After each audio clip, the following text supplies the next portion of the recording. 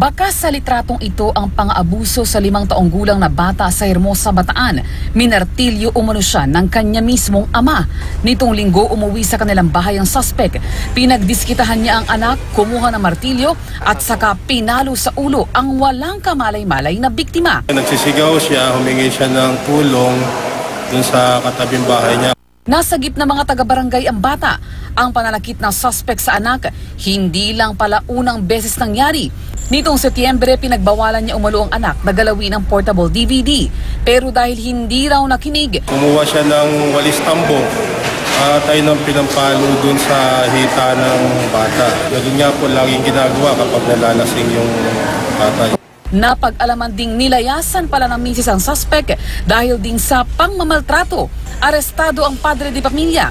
Tumanggi siyang magkomento. Humingi na ng tulong ang barangay sa MSWD para pansamantalang kupkupin ang biktima at kanyang nakababatang kapatid. Cecil Villarosa, GMA News.